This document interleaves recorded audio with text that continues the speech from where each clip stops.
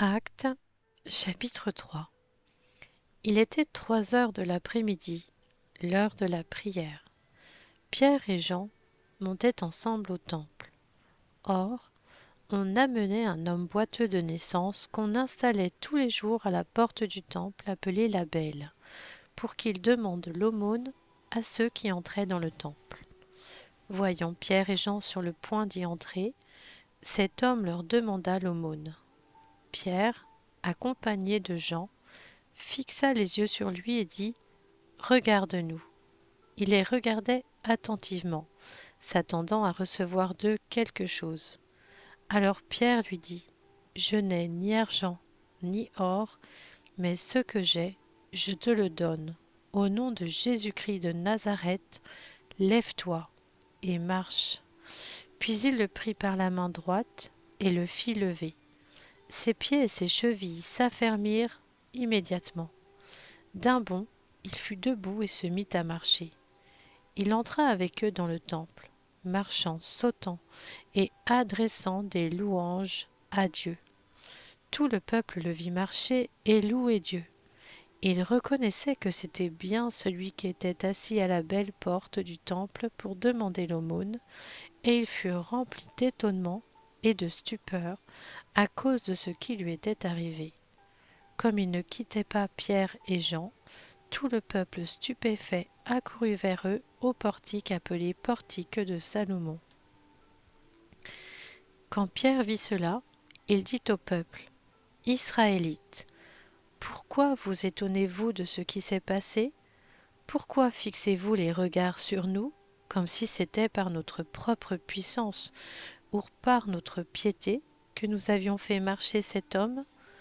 Le Dieu d'Abraham, d'Isaac et de Jacob, le Dieu de nos ancêtres, a révélé la gloire de son serviteur Jésus, celui que vous avez fait arrêter et renier devant Pilate qui était lui, d'avis de le relâcher. Mais vous avez renié celui qui était saint et juste, et vous avez demandé qu'on vous accorde la grâce d'un meurtrier. Vous avez fait mourir le prince de la vie, que Dieu a ressuscité.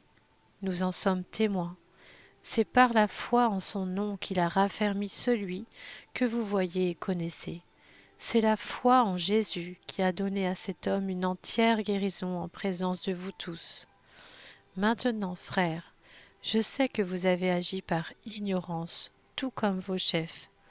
Mais Dieu a ainsi accompli ce qu'il avait annoncé d'avance par la bouche de tous les prophètes, à savoir que son Messie devait souffrir.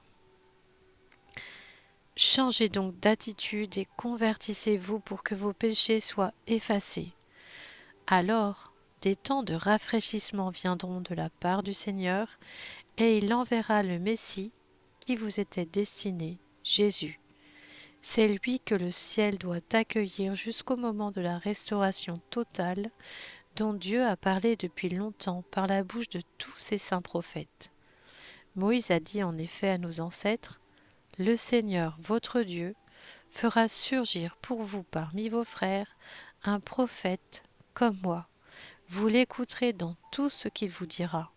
Celui qui n'écoutera pas ce prophète sera exterminé du milieu du peuple. » Tous les prophètes qui ont parlé depuis Samuel et ses successeurs ont aussi annoncé ces jours-là. Vous êtes les héritiers des prophètes et de l'alliance que Dieu a conclue avec nos ancêtres en disant à Abraham : « Toutes les familles de la terre seront bénies en ta descendance. » C'est pour vous d'abord que Dieu a fait surgir son serviteur Jésus, et il l'a envoyé pour vous bénir en détournant chacun de vous de ses mauvaises actions.